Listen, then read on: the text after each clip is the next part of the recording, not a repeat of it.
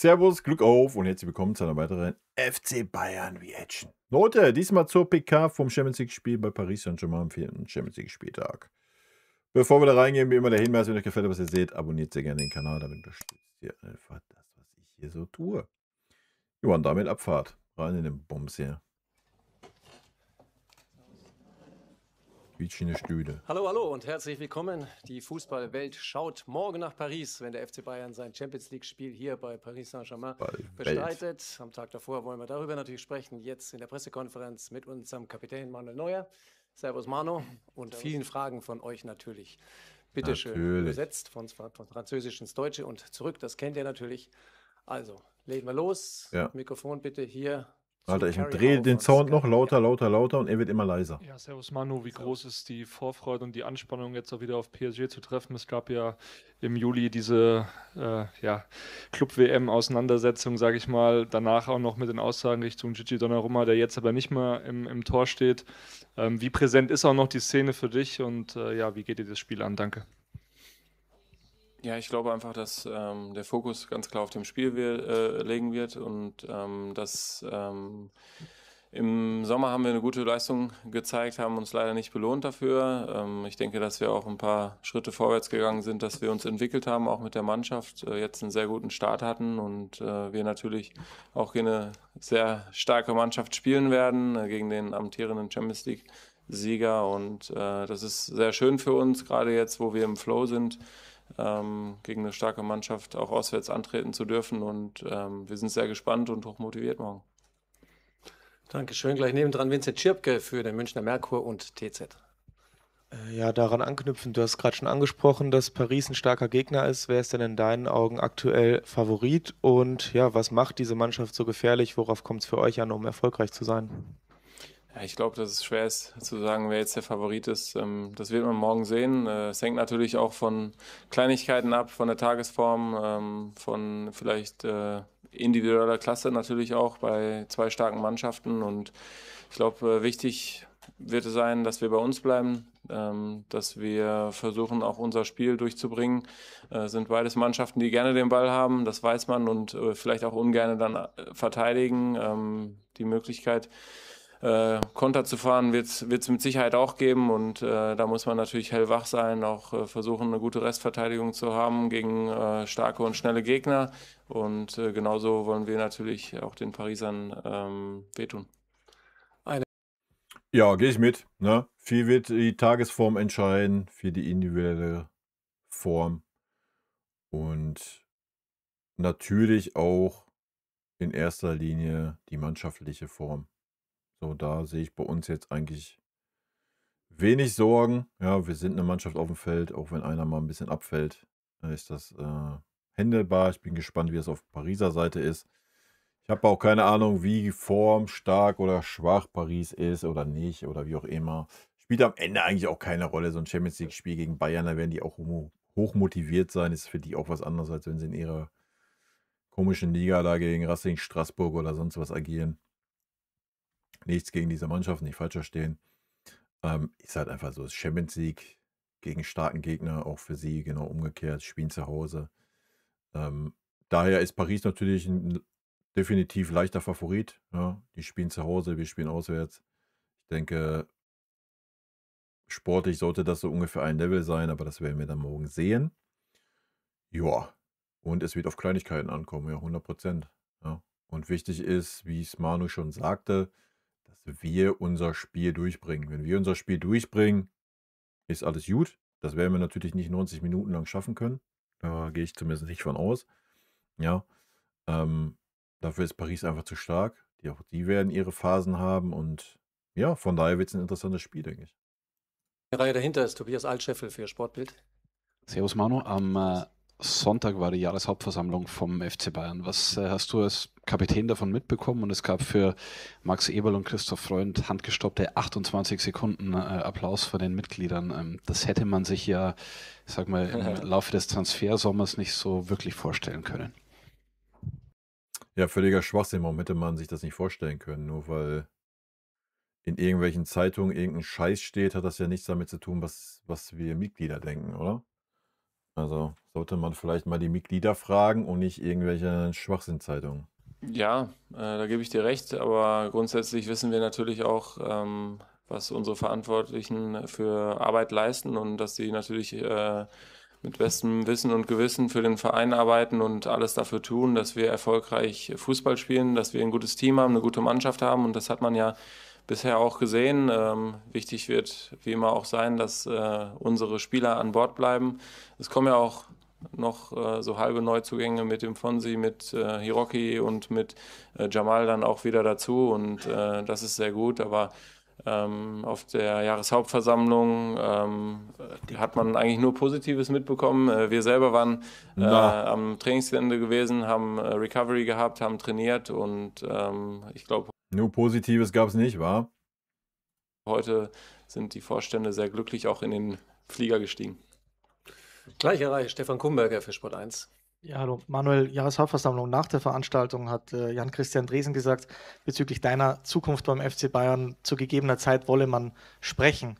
Ist es denn auch in deinem Sinne? Hast du überhaupt Lust auf Gespräche oder hast du ganz andere Pläne für... Ja, wir sprechen jedes Mal, wenn wir uns sehen. Also ich weiß jetzt nicht, welche auch Gespräche über er meint. berufliche Zukunft? Das ist klar. Also ich bin da total entspannt. Ich meine, wichtig wird jetzt erstmal sein, was wir mit unserer Mannschaft machen, und ich hatte das ja schon mal angedeutet in der Mixzone, dass es auch wichtig sein wird, wie es mir geht, und ich lasse mir da total entspannt auch Zeit, sage ich mal, erstmal über den Winter.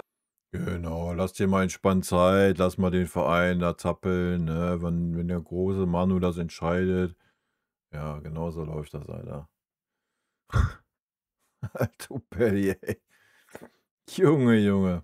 Hinweg, und muss da wirklich schauen, dass ich auch gesund bleibe, fit bleibe, gute Leistung zeige, und dann kann man natürlich immer sprechen. Dann in der letzten Reihe stehend, yes please. Herzlich willkommen, Manuel. Xavier Montferrand von Radio France im Französisch. Moment, just Ja, it's okay. Il y a 10 ans, Manuel, vous étiez là au Stade de France avec la Nationalmannschaft. 10 years ago, you were here at the Stade de France with the German national team. It was the moment when with the bomb attacks. Now 10 years later, or what do you still remember from those days? Do you still Nur gute Sachen erinnert der Manu sich an den Tag der Bombendrohung. have pictures in your head after those 10 years? Ja, also wir sind am Stade de France auch vorbeigefahren, und sofort, als wir daran vorbeigefahren sind, war es bei uns im Staffbus auch ein Riesenthema gewesen. Da kommen natürlich Erinnerungen hoch, und es bleibt natürlich auch, das wird man nie vergessen, und es war eine Situation, die man keiner Gesellschaft wünscht, keiner Stadt wünscht, den Menschen nicht wünscht, und auch grundsätzlich die erschreckend gewesen ist, und diese Erinnerung, die löscht sich nicht einfach, sondern ist immer ein Riesenthema, und ja, das waren schaurige Zeiten. Auf der rechten Seite Klaus Bergmann für die Deutsche Presseagentur. Herr Neuer, Sie haben viele solche großen Spiele erlebt. Können Sie das irgendwie jetzt so in der Spätphase der Karriere anders genießen, oder genießen Sie es anders? Ja, also ich bin relativ entspannt, muss ich sagen. Ich freue mich auf so ein Duell. Man möchte sich immer mit den Besten messen, das ist klar. Und ich glaube auch, diese Stimmung in der Mannschaft ist relativ entspannt. Natürlich sind wir hoch motiviert. Wir wissen, worum es morgen gehen wird. Und es ist natürlich jetzt kein Knockout-Game, aber es ist natürlich auch ein riesen Prestige für uns, gerade weil bei der Club-WM wir gegen PSG auch rausgeflogen sind. Und das ist natürlich auch immer was Schönes, gegen große Gegner zu spielen, auch auswärts jetzt hier in Paris. Und wenn man da gewinnen kann, ist das natürlich eine super Möglichkeit, auch zu zeigen, dass man mit uns auf jeden Fall in Europa rechnen kann. Und das hat man bisher gesehen, aber gegen so eine große Mannschaft wie den PSG und den amtierenden Champions League-Sieger ist es nochmal mal mehr besonders. Eine Reihe dahinter, bitte, ja. Ja, true. Je voulais savoir ce que vous, en tant que gardien, que ce que vous connaissiez de Lucas Chevalier. Est-ce que vous avez été surpris que le PSG décide de le recruter pour goalkeeper remplacer know about Jean-Michel Lucas Chevalier? Merci.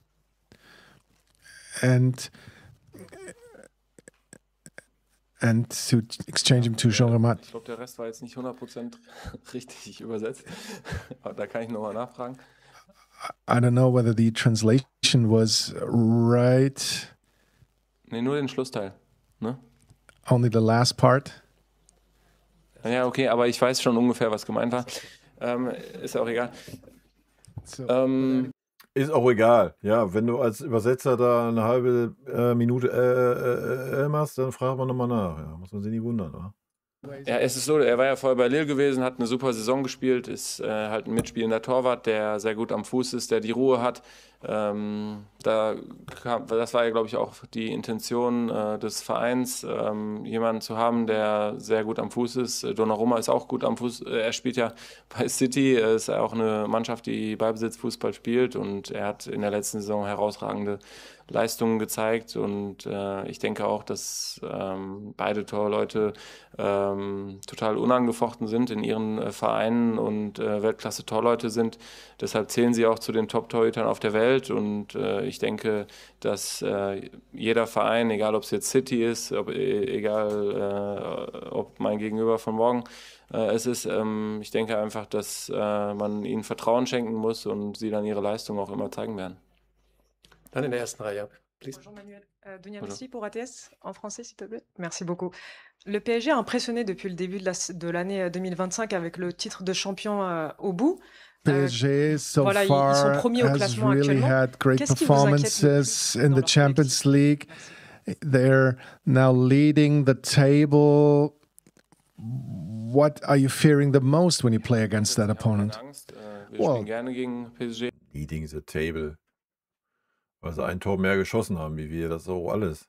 Und wir spielen, um zu gewinnen, das ist klar, aber wir wissen natürlich, dass es eine sehr starke Mannschaft ist, individuell eine starke Mannschaft mit einem guten Trainer, mit einem guten Trainerteam, die natürlich ihre Leistung schon gezeigt haben. Sie sind ja nicht umsonst, sondern ganz klar verdient Champions League-Sieger geworden, und die Offensivspieler von PSG und so wie sie zusammen auch angreifen, das ist unsere größte Gefahr, das muss man sagen. Auch das Konterspiel von ihnen mit schnellen Leuten, mit der individuellen Klasse, mit den Abschlüssen, den sie haben, auch aus der zweiten Reihe, das ist schon eine Mannschaft, die eine sehr Wird der Manu wohl morgen mal 1, 2 Bälle halten müssen, ma?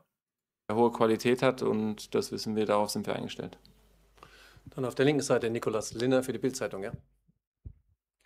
Servus Manu, ich möchte nochmal nachhaken zur Frage zu deiner Zukunft. Mich würde interessieren, von was du es abhängig machen wirst, ob du weiterspielen möchtest oder nicht. Ist das ein reines Thema der Fitness? Hängt das auch davon ab, wie die Saison verläuft? Oder fragst du auch vielleicht mal daheim nach, was denen denn so am liebsten wäre? Ja, es spielt alles mit rein. Da gehören viele Komponenten dazu. Naja, wenn man seine Mimik mitnimmt, dann Punkt 1, ja. Punkt 3 so, nee, das ist mir irgendwie scheißegal, was die zu Hause denken. Aber ich glaube, die Frage, die kann ich selber jetzt momentan noch gar nicht beantworten. Aber es ist sicherlich eine Frage der Gesundheit, der Fitness, der Motivation und auch was dann in der nächsten Saison dann passiert mit dem Verein. Und deshalb kann ich die Frage ja auch jetzt noch gar nicht so beantworten, weil das noch viel zu früh ist. Komm mal langsam zu den letzten Fragen bitte hier vorne. Yes, please. Hello Manuel, in French please. Yeah. Donc Ilias Peters 90 000. Il y a quelques instants, Vitinha, le milieu de terrain du PSG, a déclaré que selon lui c'était une opposition entre les deux meilleures équipes d'Europe actuellement. Est-ce que vous partagez son opinion? Merci.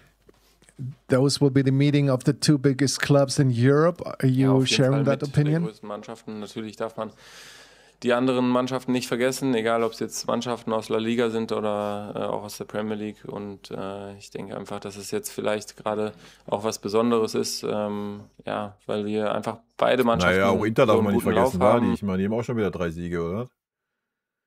In der Champions League eingefahren, sind auch ganz oben. Also, ich weiß jetzt nicht genau, welche Gegner da so auf dem Papier standen, aber auch italienische Mannschaften sollte man nicht so ganz außer Acht lassen. Gehören vielleicht nicht zum Top-Niveau, ja.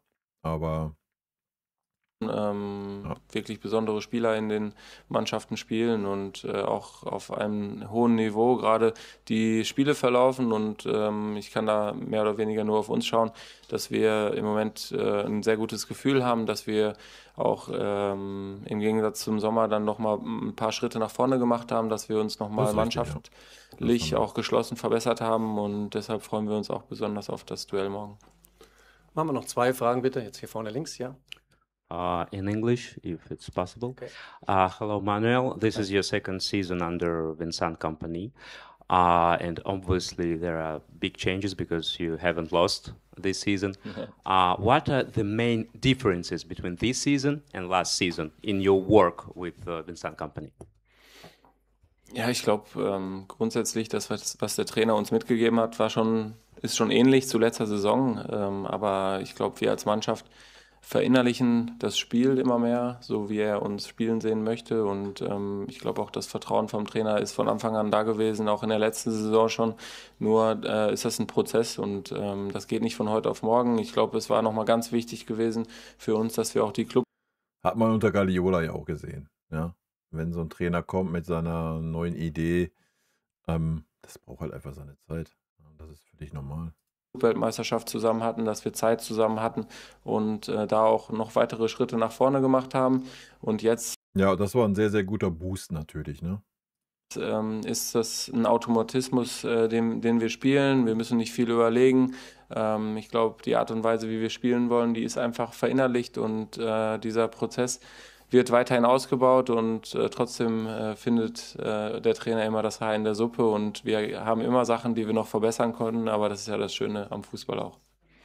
Dann die letzte Frage bitte hinten an der Kamera. Ja. Alex Lopez from AFP. Would it be possible for you to answer in English, please? No? Nein. Nein? Okay. I tried. We asked the same question to Luis Enrique. Was ist denn da los? Manu hat Angst vorm Englisch sprechen. Aha. Earlier, it will be a game. Kann ich aber nachvollziehen, alles gut. Between the best 2 teams in Europe, the ones who score the most goals. How can Bayern stop PSG from scoring goals? Thank you. Okay, ja, wir müssen gut verteidigen. Das ist das Erste. Das Zweite ist natürlich, ich glaube, keine Mannschaft spielt gerne gegen den Ball, sondern spielt eher lieber mit dem Ball. Und ich glaube, wenn wir den Ball haben, wenn wir den sicher in den eigenen Reihen haben und unser Positionsspiel aufziehen können, Richtung Torerfolg natürlich, dann ist das schon immer ein Vorteil, weil ich glaube, so Mannschaften, die in der Liga oder... Weiß ich nicht unbedingt, ob das ein Vorteil ist. Wenn ich sehe, dass so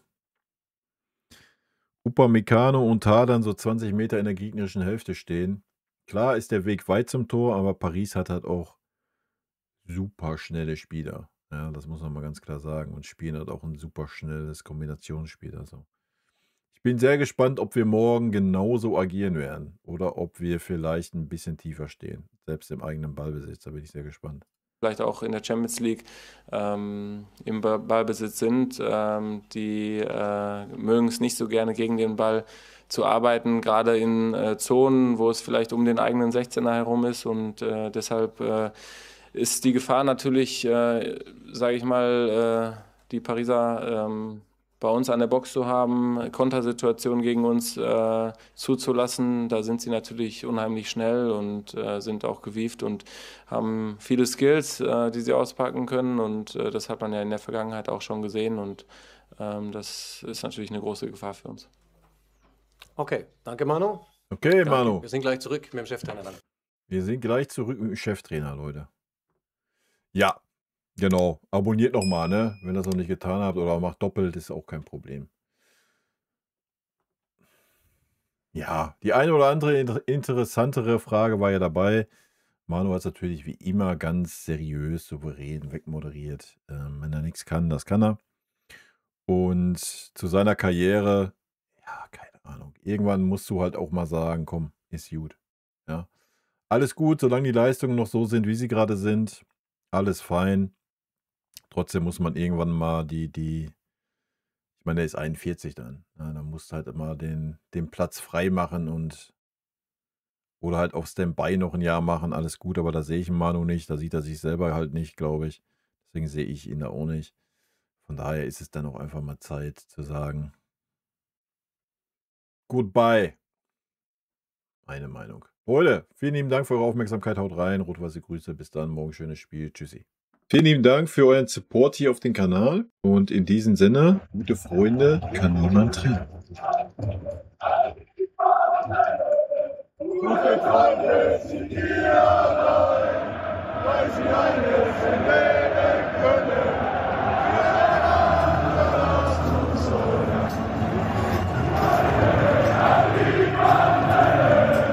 Gute Freunde sind hier allein, weil sie alles erleben können.